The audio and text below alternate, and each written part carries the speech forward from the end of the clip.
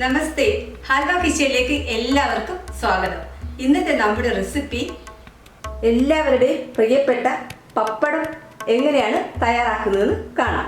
250 gram ഉഴുന്നുപരിപ്പ്, 3/4 table spoon baking soda, 3/4 table spoon ഉപ്പ്, 3/4 table spoon നല്ലെണ്ണ, വെള്ളം. ആദ്യം നമുക്ക് ഉഴുന്ന് മിക്സിയിൽ നല്ലതുപോലെ ഫൈൻ പൗഡറായിട്ട് പൊടിച്ചെടുക്കാം.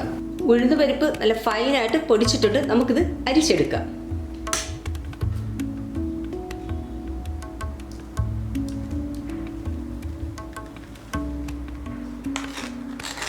ഈ അരിച്ചെടുത്ത മാവിലേക്ക് ബേക്കിംഗ് സോഡയും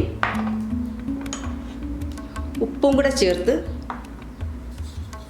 നല്ലതുപോലെ ഒന്ന് ഇളക്കി വീണ്ടും നമുക്കൊന്ന് മിക്സിയിൽ പൊടിച്ചെടുക്കാം. വീണ്ടും നമ്മൾ ഇത് പൊടിച്ചെടുത്തിട്ടുണ്ട്. ഇതിൽ നിന്ന് കുറച്ച് മാവെടുത്ത് മാറ്റാം. ഈ മാവിലേക്ക് എടുത്തു വച്ചിരിക്കുന്ന നല്ലെണ്ണയും കുറച്ച് വെള്ളവും കൂടെ ചേർത്തതിന് ശേഷം ഈ മിക്സിയിൽ തന്നെ ഒന്നും കൂടെ നമുക്ക് പുട്ടിൻ്റെയൊക്കെ മാവ് നമ്മൾ സോഫ്റ്റ് ആക്കുന്ന പോലെ ഒന്ന് പൊടിച്ചെടുക്കാം. എണ്ണയും വെള്ളവും ഒഴിച്ച് നമ്മൾ ഈ മിക്സിയുടെ ചെറിയ ജാറിൽ തന്നെ കുഴച്ചെടുത്തതാണ് ഈ മാവ്.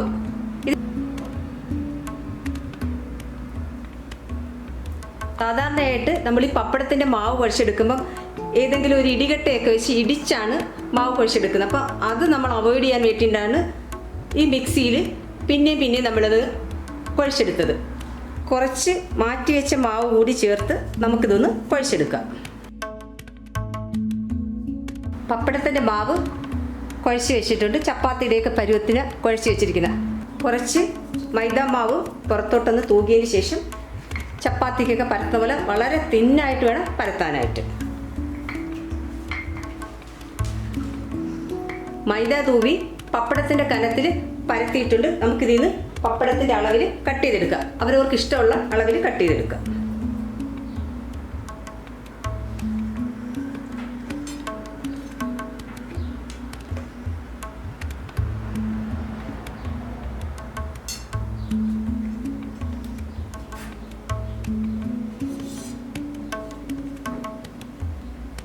പപ്പടം പരത്തി കട്ട് ചെയ്തെടുത്തിട്ടുണ്ട്. ഏകദേശം ഒരു 20 പപ്പടം ഈ അളവിലാണെങ്കിൽ കാണും. നമുക്കിനി ഇതിൻ്റെ പൊടിയൊക്കെ ഒന്ന് തട്ടി മാറ്റിയതിന് ശേഷം ഒരു പാത്രത്തിലോ ഒരു പേപ്പറിലോ ഇട്ട് ജസ്റ്റ് ഒരു 5 മിനിറ്റ് ഒന്ന് പുറത്ത് വെച്ച് വെയിൽ കൊള്ളിച്ചെടുക്കണം.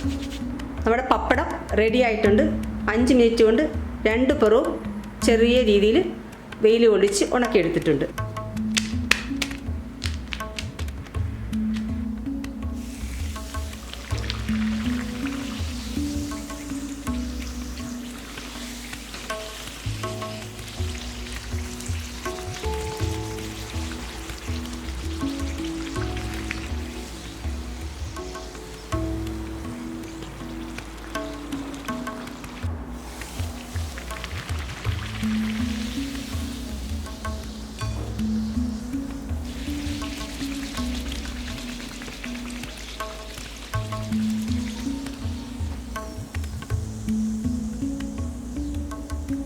പപ്പടം റെഡി.